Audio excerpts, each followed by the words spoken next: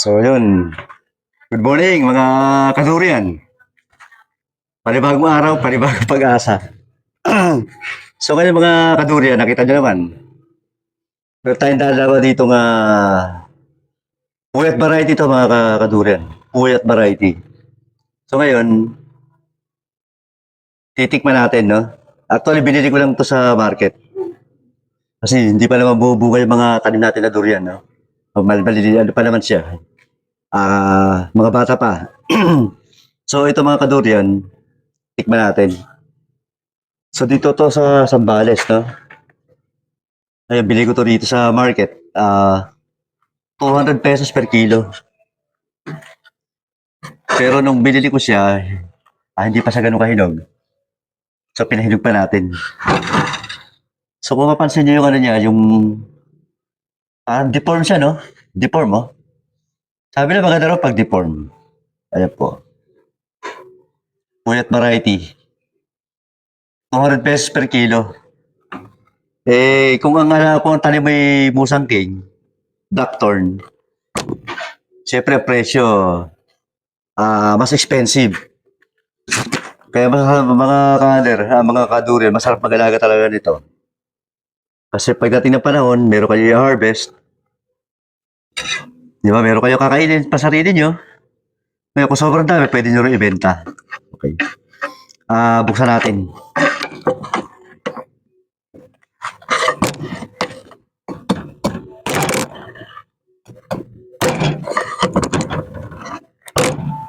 Yung kahapon pala, mamaya, yung kahapon sa tutorial natin kahapon, binabanggit ko, yung mga gusto matuto, no? Tayo rito, Tagalog tutorial po tayo, no? Tagalog, para mas madaling maintindihan.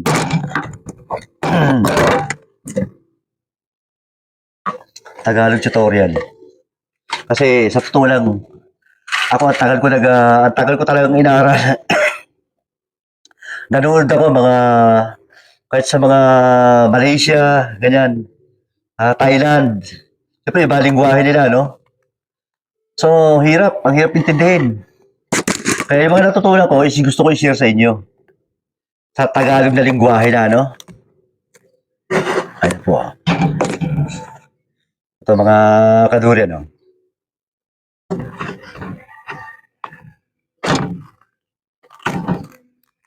For 200 pesos na ano na rin siya. Not bad. Kasi talaga mahal po dito to. Ayan, no?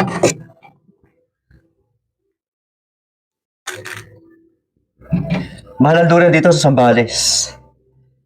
Kasi inaabot ko to, 350 pesos per kilo. Partida, puyat pa lang yun. Kasi paano pa kung ang mga blackthorn, mga musang king, no?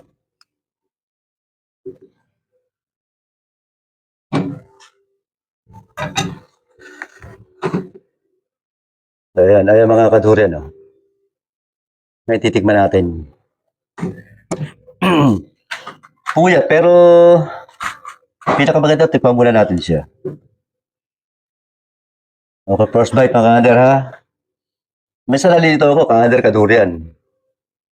Kasi ang ano channel nga natin, Tako sa TV. So, ito. First bite tayo. Tikman natin yung lasa niya, ha? Puyat. Pero pagdating ng panahon, patitikman din natin yung mga musang king natin.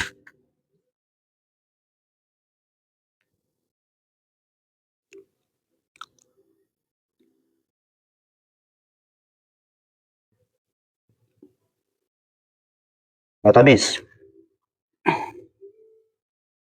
Creamy.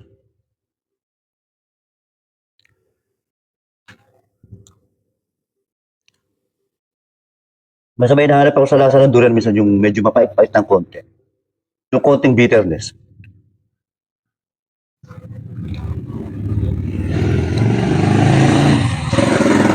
Ito kaya ba nito? Siyempre yung buto nito medyo malaki.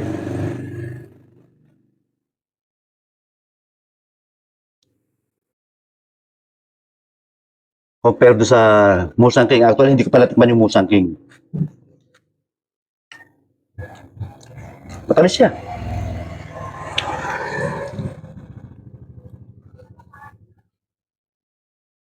Ito ano lang ano,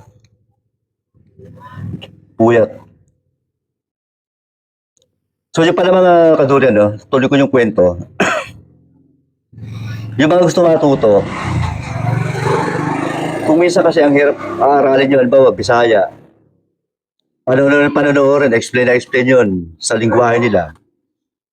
Pero hindi mo yung masyadong maintindihan kasi nga Bisaya. Maliban kung Bisaya ka rin, no? Samantala kung Tagalog, mas madali kong maipapaliwanag sa inyo, mas madali yung maintindihan, mas madali yung masusundan.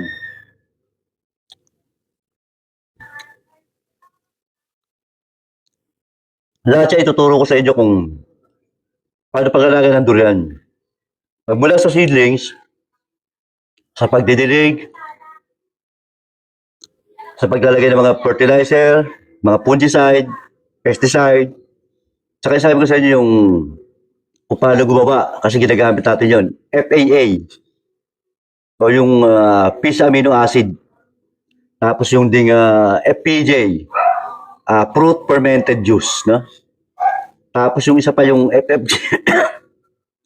FFJ naman yung ano naman yon? Magagamit din natin lahat yun. Tuturo ko sa inyo kung paano gawin. Kasi sa pagbili mo ng seedlings, pag bumili ka ng seedlings sa isang nursery, hindi may tuturo sa inyo kung paano mo alagaan yun eh. Sabi nyo sa'yo, basta daligin mo, tapos. Basta itanim mo, tapos. Ganun lang, di ba? Ituturo ko sa inyo kung paano yung tamang pag-aalaga.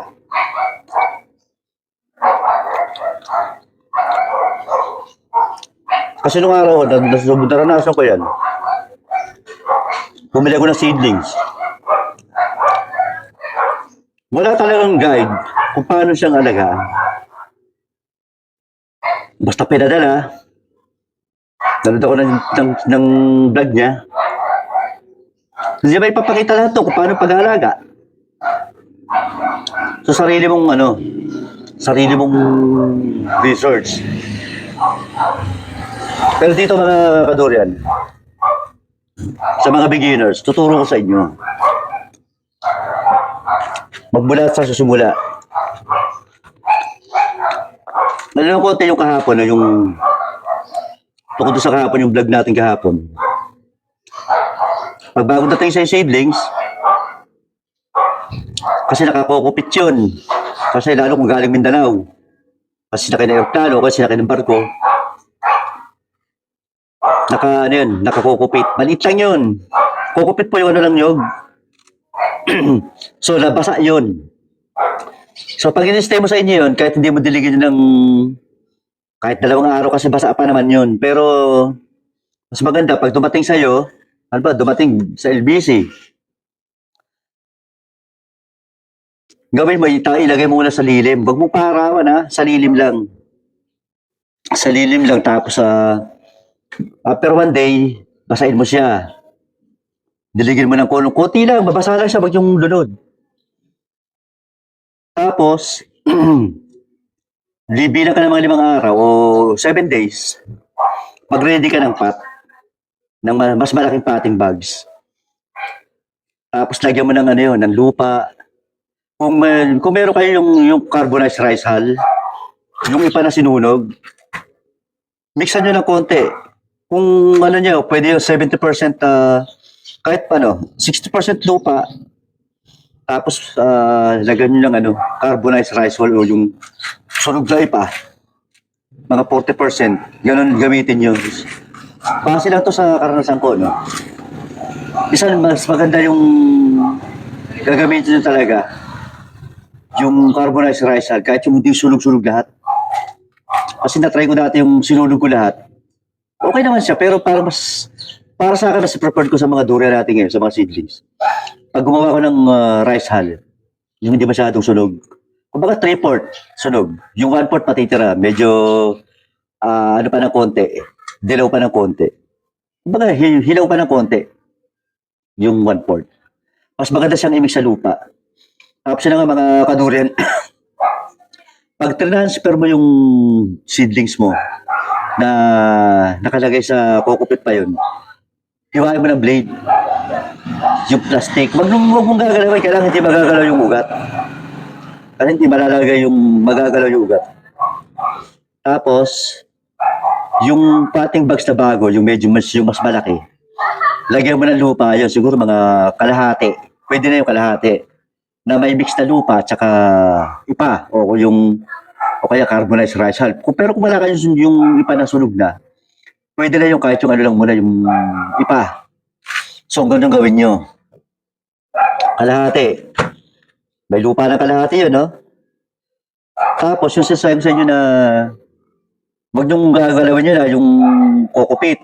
Hindi pwedeng, baka mamaya tanggalin nyo yung kokopit to sa pinakapuno bag.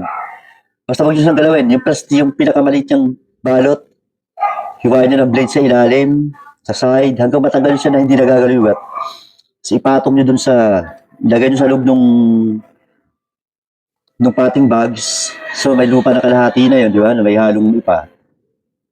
Ipatong nyo dun. Tapos, dagdagan mo na ulit ng lupa na may halong ipa. No? May halong ipa. So, pag nag-ano kayo, wag nyo ilulubog yung ano. Wag nyo ilulubog yung pinaka-uno. Kumbaga yung pinaka-level, yung pinaka-ibabaw niya. Hanggang doon lang yung level. Yung pinaka-ibabaw nung kokopit, yun lang yung pinaka-level. Wag yung andito yung kokopit, tapos tatabunan ng lupa. Ano ba, ito yung puno niya, no? Wag tatabunan to. Kung ito yung level nung ipa, nung kokopit, hanggang dyan lang ang lupa. Tapos medyo kumpakin nyo ng konti.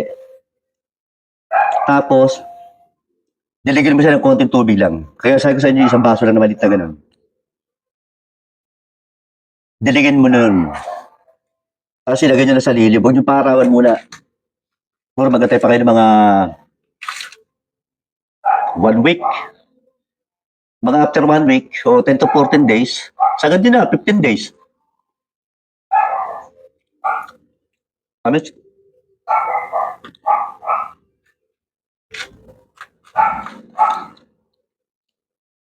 Sagad din na mga 15 days. Pwede siyang ibilad ng konti sa umaga.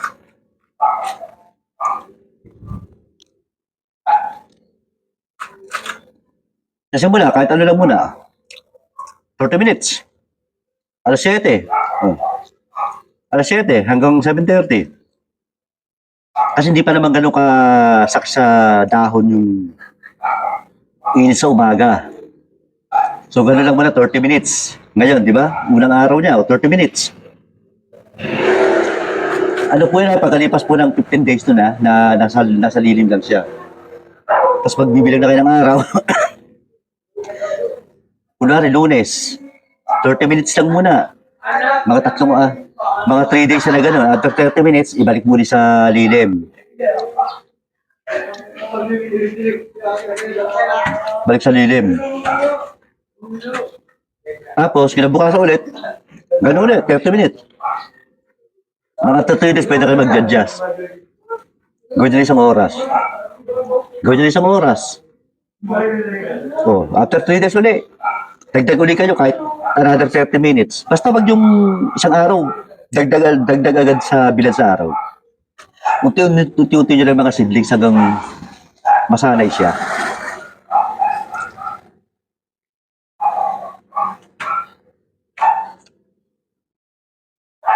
Kasi ano po niya, sensitive na mga durian. Kaya sa pagdidilig, bawal sa kanya sobrang tuyo, bawal din sa kanya sobrang basa. Kasi pag sobrang basa,